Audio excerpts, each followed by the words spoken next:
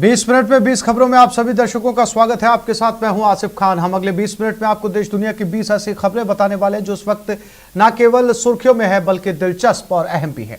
तो शुरू करते हैं 20 मिनट में 20 खबरों का सिलसिला। सबसे पहले देखते हैं राजस्थान की कौन कौन सी खबरें इस वक्त अहम है। काम तो ओवरलोडिंग और दस्तावेज की जांच का है, लेकिन उसकी आड़ में चल रहा है अवैध वसूली का खेल। जी हां, भरतपुर के आगरा जयपुर नेशनल हाईवे पर परिवहन विभाग ट्रकों से अवैध वसूली में लगा हुआ है। परिवहन विभाग के कर्मचारी और गार्ड ट्रकों से रोज ही अवैध वसूली करते नजर आते हैं। इसे लेकर जब न्यूज 18 राजस्थान के संवाददाता ने परिवहन विभाग के अधिकारियों से बात करने की कोशिश की तो कोई भी अधिकारी कैमरे पर बोलने के लिए तैयार नहीं हुआ। जब हमारे संवाददाता ने अवैध वसूली के वीडियो दिखाए तो अधिकारी टालमटोल करते नजर आए। दरअसल परिवहन विभाग के कर्मचारी हाईवे पर रूटीन चेकिंग के लिए जाते हैं, लेकिन वे ट्रकों से दस्तावेज चेक करने के बजाय उनसे पैसे की वसूली करते हैं और ये खेल बड़े स्तर पर चलता है। परिवहन विभाग के गार्ड ट्रकों को रुकवाने के लिए उनके सामने आ जाते हैं, जिससे कई बार ट्रकों से हादसे भी हो चुके हैं। एक गार्ड की तो ट्रक के कुचलने से मौत भी हो चुकी है। परिवहन विभाग के कर्मचारी हर ट्रक से 500 रुपए वसूलते हैं। सोचिए, दिन भर में हाईवे से हजारों ट्रक गुजरते हैं। जाहिर है परिवहन विभाग के कर्मचारी रोज बड़ी रकम की अवैध वसूली कर रहे हैं। जल्दी से धनवान होने के लालच पर काबू नहीं रहा तो ठगों के जाल में फंसना तय है। चूरू की सादुलपुर पुलिस ने एक ऐसे ठग गिरोह का पर्दाफाश किया है जो पुलिस की वर्दी में लोगों को उनकी रकम दोगुना करने का झांसा देता था। ये ठग फोन कर लोगों को रकम दोगुना करने का झांसा देते और फिर सुनसान इलाके में बुलाकर लूट लेते। झुंझुनू के एक शख्स की शिकायत पर एक्शन लेते हुए पुलिस ने पुलिस की वर्दी पहने 6 ठगों को गिरफ्तार कर लिया। पुलिस ने आरोपियों के कब्जे से 2 कार और लूटे गए 1 लाख रुपए के साथ ही नोटों की 15 गड्डियां भी बरामद की हैं। इन गड्डियों के आगे पीछे एक असली नोट लगे थे, जबकि बीच में बड़े करीने से सफेद कागज लगाए गए थे। अब ठगी का ये खेल समझिए। आरोपी नोट डबल या ट्रिपल करने का झांसा देकर किसी व्यक्ति को सुनसान जगह बुलाते और उसे झांसा देकर कागजों की गड्डियों के पीछे एक नोट लगाकर दिखाते थे। फिर उसे डबल नोट देने का ड्रामा करते थे। तभी गिरोह के दूसरे सदस्य दूसरी गाड़ी से पुलिस की वर्दी में आते और पुलिस की रेड होने की बात कहकर पीड़ित के असली रुपए लेकर भाग जाते। अगर आप राजसमंद की सड़कों पर चल रहे हैं तो पूरी तरह होशियार और खबरदार रहिए, क्योंकि यहाँ सड़कों पर मौत दौड़ रही है। ऐसे में जरा सी असावधानी आपकी जान पर भारी पड़ सकती है। यकीन न हो तो सड़क पर दौड़ते डंपर और ट्रैक्टरों पर लदे पत्थरों के इन पहाड़ों को देख लीजिए। सड़कों पर इन पत्थरों से लदे इन वाहनों के पीछे चलने वाले छोटे वाहन चालकों को हर पल किसी हादसे का अंदेशा बना रहता है। राजसमंद जिले की सड़कों पर यह नजारा और हादसे अब आम बात हो गई है। मार्बल खदानों से पत्थर लेकर ट्रैक्टर और डंपर अपनी क्षमता से 2 से 3 गुना अधिक पत्थर लेकर परिवहन करते हैं। कुछ पैसों के लालच में चालक खुद की और कई राहगीरों की जान खतरे में डालकर रोजाना सफर करते हैं, जिन्हें रोकने में परिवहन विभाग भी नाकाम साबित हो रहा है।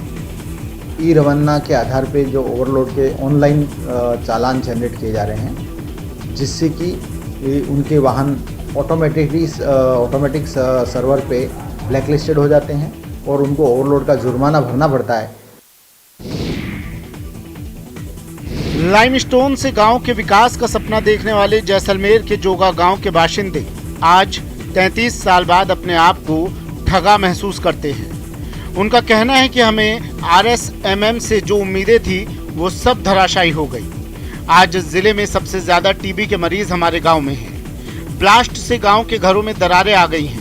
पशुओं की आए दिन मौत हो रही है। 12 गांव के खेतों की जमीन खराब हो गई। उनको उम्मीद थी कि हमारे लोगों को कम से कम हमारी जमीन जाएगी तो कम से कम हमको धंधा विकास तो मिलेगा, धंधा तो मिलेगा, रोजगार तो मिलेगा।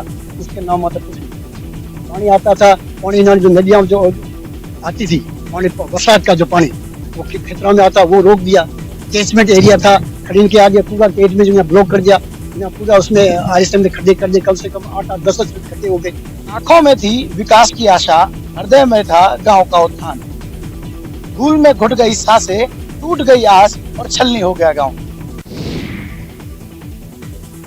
पुलिस और महिलाओं की बैठक की ये तस्वीरें राजसमंद से आई हैं।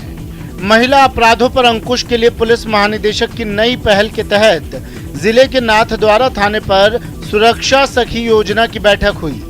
इसमें नगर की जागरूक महिलाओं ने शिरकत की, जिन्हें थानाधिकारी ने योजना के उद्देश्य की जानकारी देते हुए और महिलाओं को इससे जोड़ने की अपील की। कि महिलाओं की पुलिस के प्रति जन सहभागिता अधिक से अधिक बढ़ाई जाए, जिससे महिलाएं और विशेषकर बच्चियों के विरुद्ध जो अपराध हो रहे हैं उसकी सूचना समय पर पुलिस के पास पहुंचे, जिससे उसके समाधान रहे। दरअसल महिलाओं, बच्चियों की सुरक्षा, उन्हें अधिकारों और कानून के प्रति जागरूक करने के साथ ही उनकी समस्याओं के समाधान के संबंध में स्थानीय पुलिस से संवाद स्थापित करने के उद्देश्य से थानों में सुरक्षा सखी समूह का गठन किया गया है। और अब देख लेते हैं कुछ अन्य राज्यों की खबरें। यूपी से जमीन के लिए जंग की खबर है। मथुरा के छाता कोतवाली क्षेत्र का गांव पैगांव उस समय गोलियों की गड़गड़ाहट से गूंज उठा जब जमीन विवाद में एक पक्ष ने दूसरे पक्ष पर ताबड़तोड़ फायरिंग कर दी। मिली जानकारी के मुताबिक पैगांव निवासी राजेश और सुखवीर के बीच एक प्लॉट को लेकर कहासुनी हो गई। देखते ही देखते दोनों पक्षों में मारपीट शुरू हो गई। फायरिंग की इस घटना में दो सगे भाई रतन सिंह और राजेश की गोली लगने से मौत हो गई। वहीं दो भाई रन सिंह और हरि सिंह घायल हो गए, जिन्हें जिला अस्पताल में भर्ती कराया गया है। घटना की जानकारी लगते ही मौके पर एसएसपी भी पहुंच गए और अपने मातहतों को आरोपियों की धरपकड़ के लिए सघन अभियान चलाने का निर्देश दिया। बताया गया है कि पड़ोस के ही रहने वाले लोगों से काफी समय से पीड़ित परिवार का जमीन विवाद चल रहा था, लेकिन इस बार विवाद ने बड़ा रूप ले लिया। दो हत्याओं से गांव में चीख पुकार मच गई। फिलहाल गांव के लोग दहशत में हैं और पुलिस अलर्ट है। एक फायरिंग की सूचना प्राप्त हुई थी। मौके पर आकर जब जानकारी की गई तो ये पता चला कि यहाँ पर दो परिवारों के बीच में एक प्लॉट को लेकर काफी समय से कोई विवाद चला आ रहा है।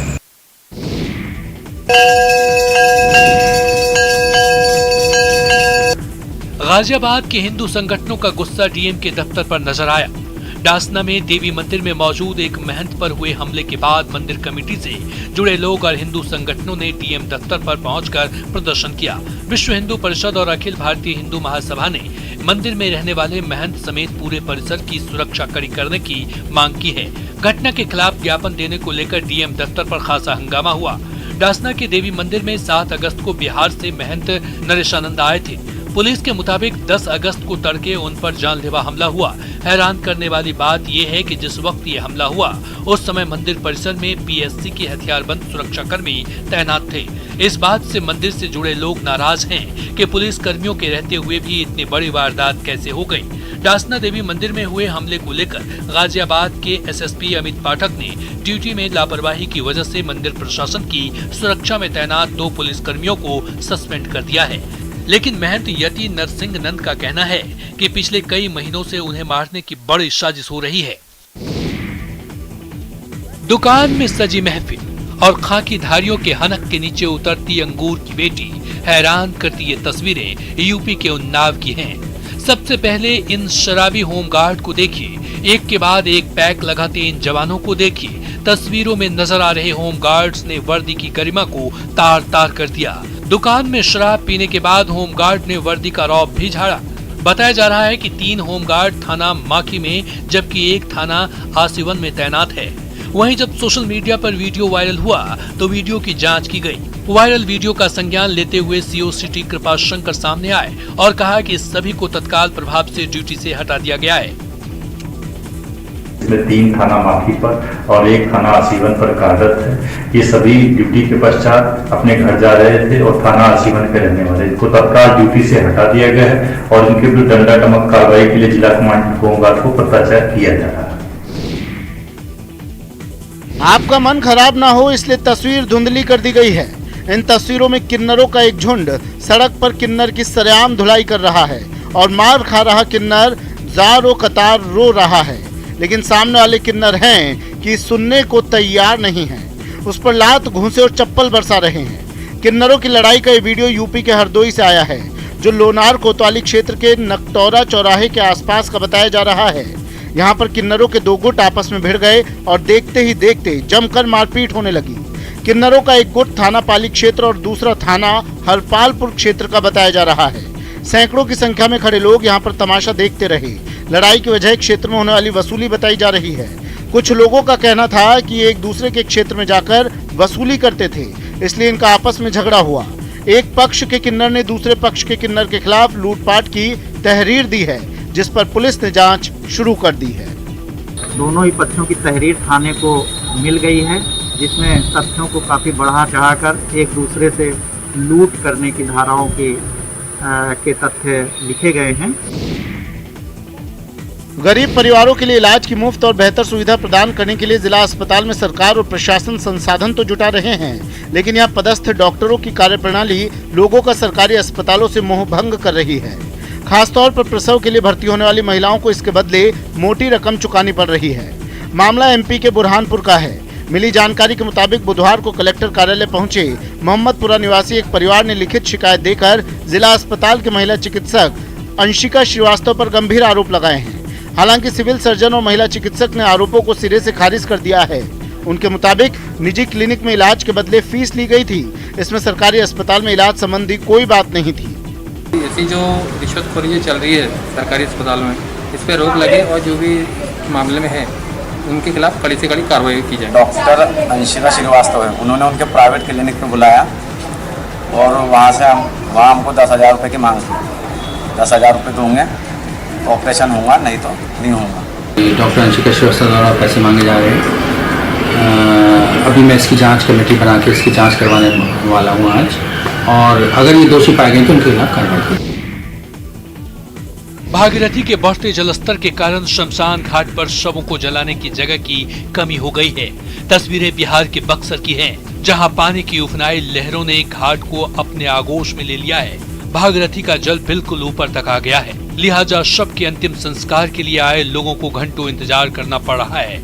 खास बात ये कि लकड़ी भी गीली हो गई है, जिससे शव अच्छे तरीके से जल नहीं पा रहे हैं। घाटों पर ज्यादा भीड़ होने से कोरोना गाइडलाइंस का भी पालन नहीं हो पा रहा है। लोगों को बहुत समस्या हो रही है। एक ही शेड है, एक ही शेड में अगर एक साथ में 10-20 अगर मुर्दा आ जाते हैं तो जलाने में बहुत दिक्कत होती है। पूरा एरिया को 3 से 4 मुर्दा कैप्चर कर लेते हैं, जिसके चलते किसी को यहाँ जलाना पड़ता है, कोई वहाँ आगे जलाता है, कोई पीछे चलाता है, जिसके बारिश के चलते पूरा 100 अच्छे तरीके से जल नहीं पाती है।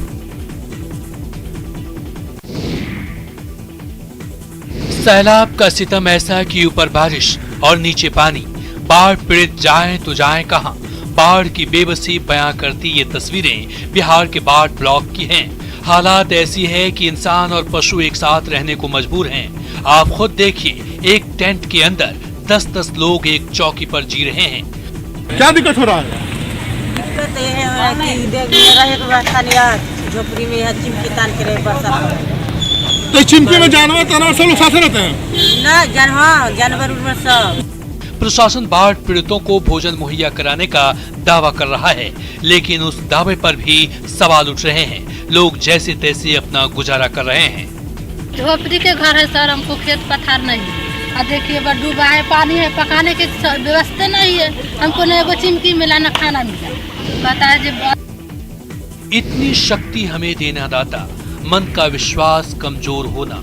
1986 में आई फिल्म अंकुश के इस भजन को स्वर देकर जिस पुष्पा पगधारे ने ईश्वर की भक्ति को अमर बना दिया, वो पुष्पा पगधारे ने ईश्वर की बनाए इस दुनिया में मुफलिसी की जिंदगी जी रही है।